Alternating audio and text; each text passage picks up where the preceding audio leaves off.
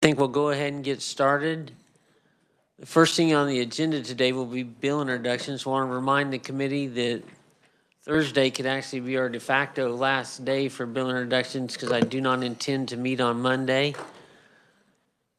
Committee, listen on the floor for announcements because tomorrow we may not meet. I do not know yet. There's some things come up. I was intending on working Senate Bill 2, but we may hold off on that. So listen for an announcement on the floor. We may not meet tomorrow morning. I don't know that for a fact, but just wanted to give you a heads up. Is there anyone on the committee that has any bill introductions? Anybody in the audience?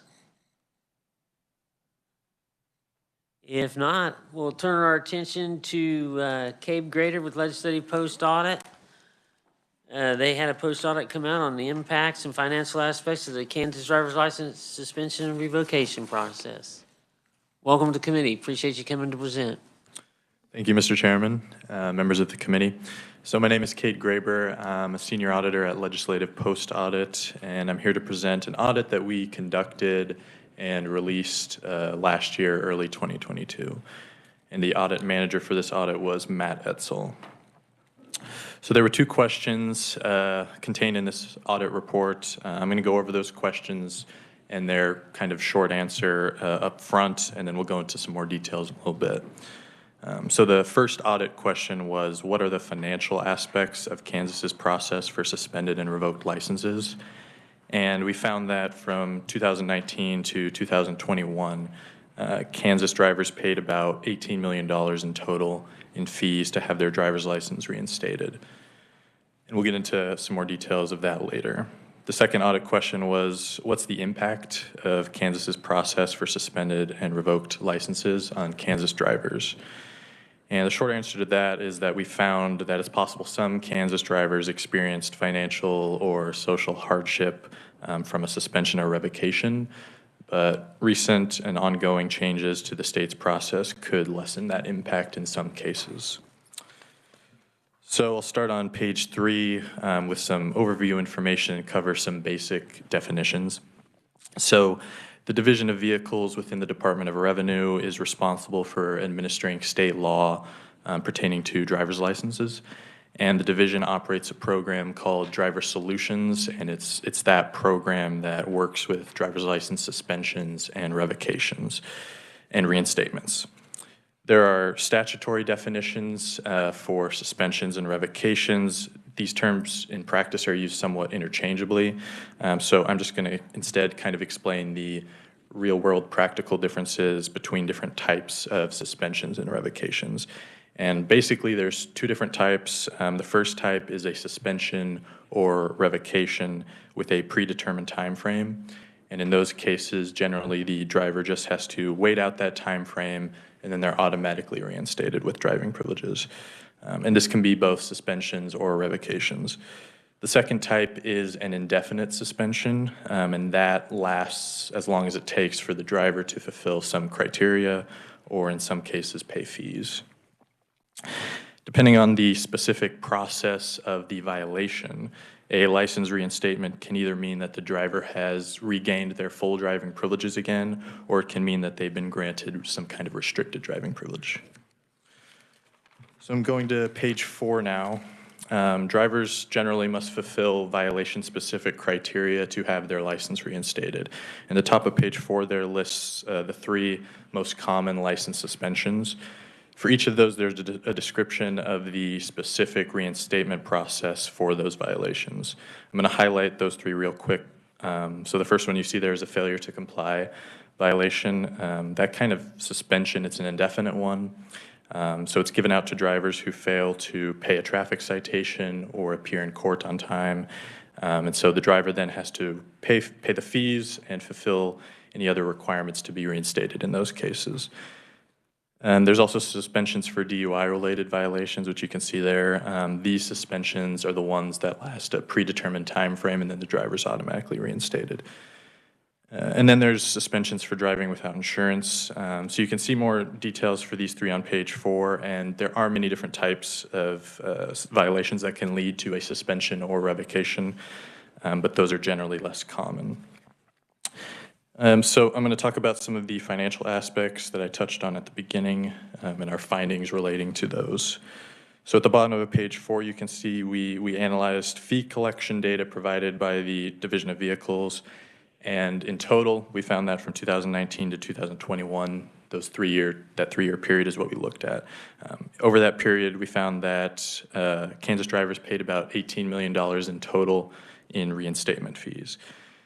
There's several different kinds of different reinstatement fees for different violations. If you turn to the middle of page 5 and look at figure 1 there, you can see that there's 8 different kinds of reinstatement fees that drivers paid or could have paid over that 3-year period. At the very top, I'm going to highlight the failure to comply fee. This is the fee that drivers who've been suspended for failure to comply with a citation, this is the fee that they have to pay. You'll notice that this one fee alone amounts to about $9 million, which is about half of all the reinstatement fee revenue that was generated over the 3 years. Before I move on, I'll quickly note that a couple of the fee totals in this figure have been estimated. You can read more about our methodologies there on the top of page 5. The $18 million in fee revenue was allocated to several different state programs and funds. Most of the revenue from reinstatement fees is remitted to the state treasurer, who's then responsible for making the allocations based on statute. And you can read some examples of how these fees are broken down at the bottom of page 5. And if you look on page 6, figure 2 there, shows all the allocations broken down by the fund or the program that received the revenue. And for the sake of time, I'm not going to go over this in much detail, but if you're interested in the allocations and the amounts, you can see that in figure 2. Additionally, we asked the Division of Vehicles to estimate how much it costs to operate the Driver Solutions program, and they estimated that it costs about $2.4 million per year, and that includes expenses for staff salaries, supplies, and postage for mailing out suspension notices. So that covers the financial side of things. We'll move to page 7, and we'll start diving into the impacts. So this is the impact question, and like I mentioned at the beginning, the short answer here is that it's possible some Kansas drivers experience financial or social hardships from a suspension or revocation. So for this part, we analyzed suspension and revocation data provided by the Division of Vehicles. So this included individual records of suspensions, revocations, and reinstatements. And we found that over that same 3-year period, 2019 to 2021, the Division of Vehicles issued a total of about 176,000 different suspensions and revocations. Now, there's more discussion about our methodology and some demographic information there on page 7, but I'm going to turn to the top of page 8, and we'll look at figure 3. So figure 3 there shows the breakdown of suspensions and revocations by the violation category.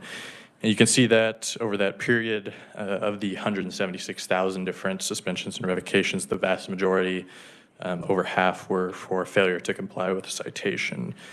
And you can also see that the top 2 categories there, failure to comply with citation and driving without insurance, those are the indefinite kind of suspension.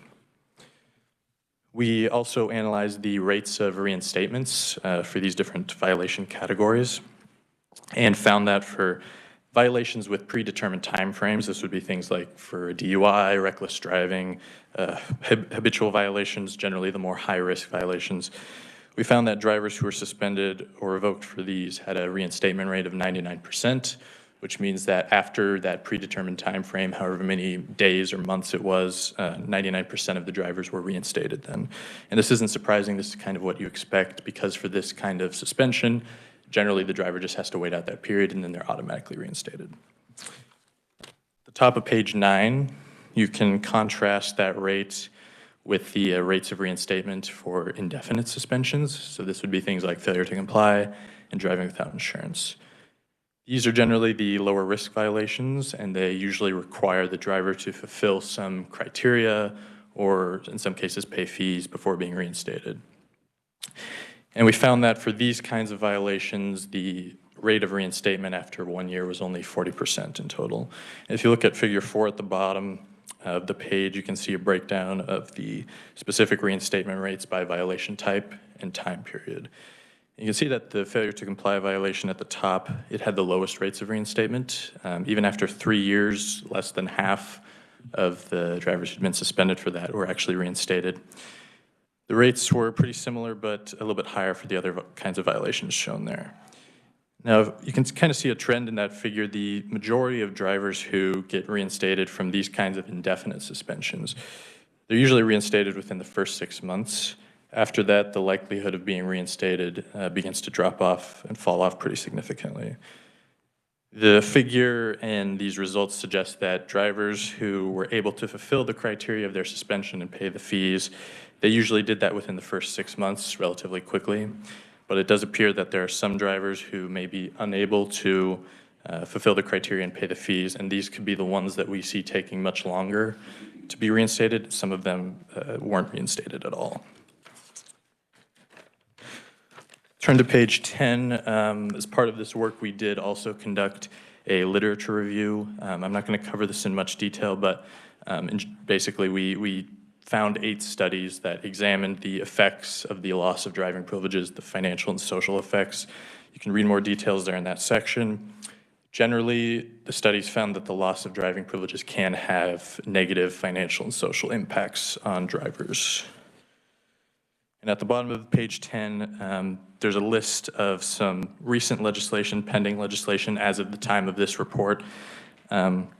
You can read about a couple bills there, but I'll highlight Senate Bill 127 at the very bottom of the page. This bill was passed in 2021, and it made a few changes to the reinstatement process for failure to comply violations. So first, it removed a $25 fee that drivers used to have to pay to apply for restricted driving privileges. And it also eliminated the additional suspension that drivers could receive for driving while having a suspension for failure to comply. And both of these changes took effect very recently in the middle of 2021. Lastly, I'll look on page 11. We interviewed a couple stakeholders for this audit as well and asked them about their concerns on the impacts of driver's license suspensions and revocations. I won't go into too much detail, but generally these two stakeholders agreed that driver's license suspensions and revocations can have unintended negative effects on Kansas drivers. And you can read more information there in that section. So that concludes the main findings of our reports, and I'm happy to stand for any questions about the audit. Committee questions, Senator Cluse.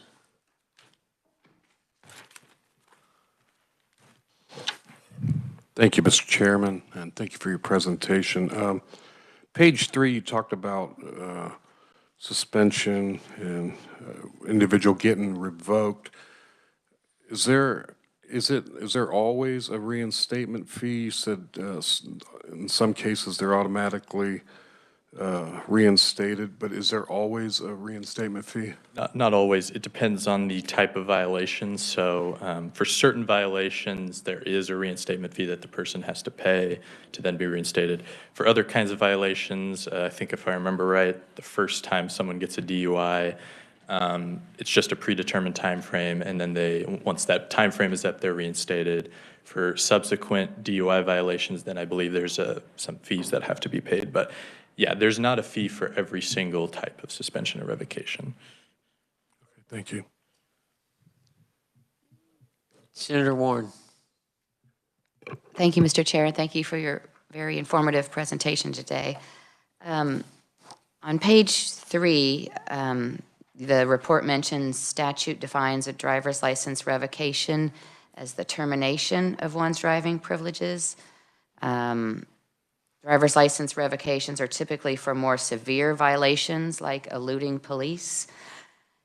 Where in statute can we find other definitions of why a driver's license would be revoked and thus terminated other than eluding police? That's mentioned on page 3. So I don't have the exact statutes off the top of my head, but I could send you a list if you're interested. I'll say that there's 2 different statutes. One of them defines driver's license suspension. One of them defines driver's license revocation. In statute, in the language in statute, as you can see on page 3 there, there is a difference in how statute defines these. If you look on page 12 in our section, potential issues for further consideration, this was something we wanted to bring up in the report. Basically, there's a little ambiguity, I'd say, in the statutory definitions of suspensions and revocations. There's some uncertainty, some ambiguity in what actual practical differences exist between these two types. As it stood when we conducted this audit last year, at that time, revocations and suspensions were really just interchangeable terms that they meant the same thing. There wasn't really a distinction between these two. But there is some statutory language that seems to draw a distinction. But if you're interested, I could send you a list or send the committee a list of those statutes if you wanted to look at them. Sure, I'd be interested in that, or maybe that's a question for the reviser as well, where that's defined. And also on page 3, it seems that what says statute defines a driver's license suspension as the temporary withdrawal of one's driving privileges, and then revocation is the termination of one's driving privileges. So it seems suspension was, you were meant to be reinstated later, revocation terminated, but we have processes in place already where you can get your revoked license reinstated. Right, yeah, they're, like I said, the terms as they were when we conducted this audit were just used interchangeably. You're right, the definitions there on page 3 are from the statutory definitions, but in practice, the real difference is between indefinite suspensions and revocations or predetermined timeframes. There's not really a practical difference between suspensions and revocations themselves.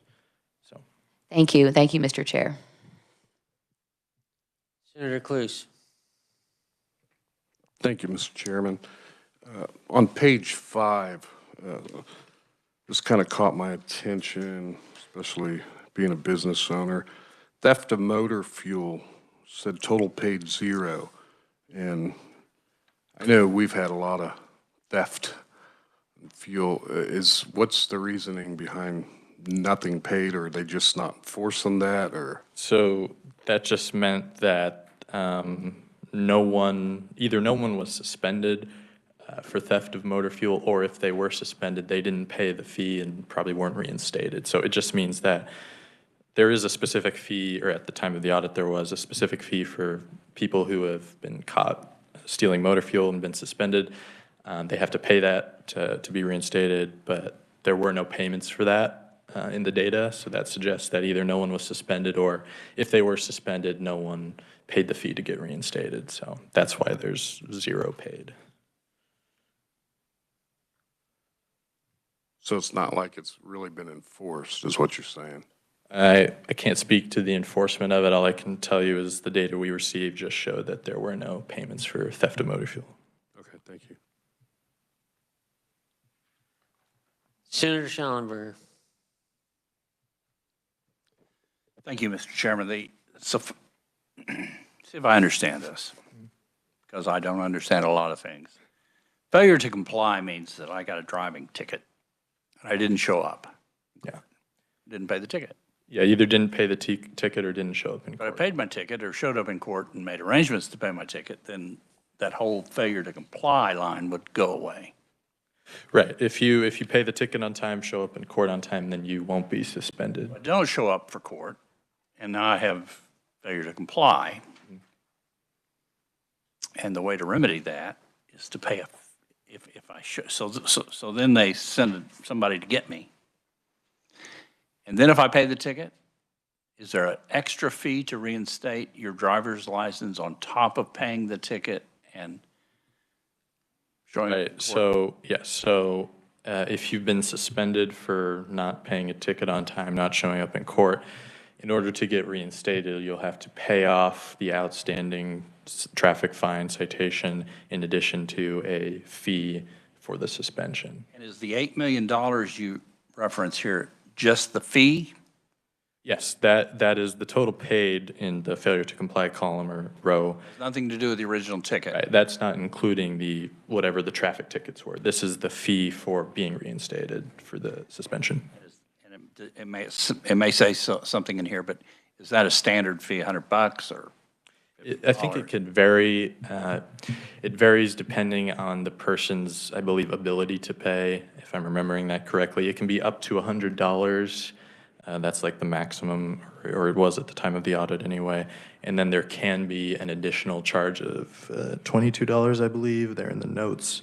And that's per charge. So if someone has 3 outstanding traffic citations that they haven't paid, in order to get reinstated, they'll have to pay 3 separate fees of up to $100 each, so. It'd be a lot cheaper to pay the ticket. Right, yeah. Thank you, Mr. Chairman. Senator Reddy. Thank you, Chairman. I was wondering, is there demographics as far as fees and people that may have, I would think because they may not have had the funds to pay, whether it's $100 or $200, therefore they get fined each time they're not complying, and it just adds more and more to where they still can't afford to pay it. Is there any demographics on the breakdown of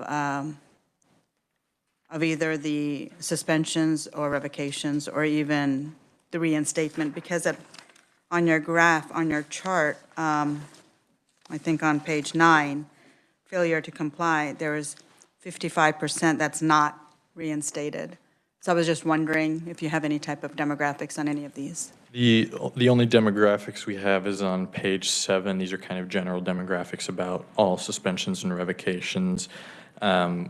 We were not able to get demographic information about things like, socioeconomic status or ability to pay, so we weren't able to look at that. The figure on page 9 there, that's just the totals and the percentages. There's not a demographic breakdown specifically for those, no. Okay, thank you.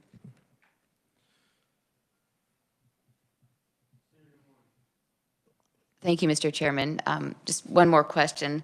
I don't have the statutes in front of me defining driver's license suspension and driver's license revocation, but from the audit, it looks like the legislative intent was to treat them differently. One, the suspension is the temporary withdrawal, and the other, the revocation, is the termination of one's driving privileges. In your discussions, I think you had discussions with Division of Vehicles officials, maybe others. Were you able to determine why the two have been treated the same? I can't remember. It's been a year. I can't remember specifically. I know we did talk about the difference between the practical difference between a suspension and revocation. I can't remember specifically what their reasoning was. So I don't know if I can speak to their reasoning on that topic, but all I can report is just what the statutory definitions are, and then what we looked at for the audit.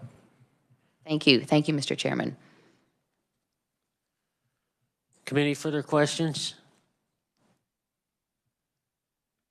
Seeing none, thank you. Thank you.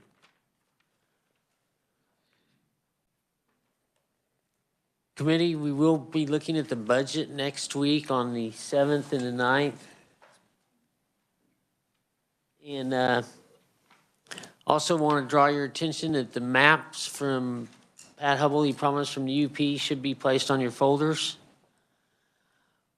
With the budget coming up, Merle is going to get us a copy as soon as possible. We will try and get that distributed to the committee. Feel free to reach out to him if you need anything. He will be going over it on Tuesday. I'll try and get that to you as soon as possible. I plan on working that budget on the following Thursday. With that, we are adjourned.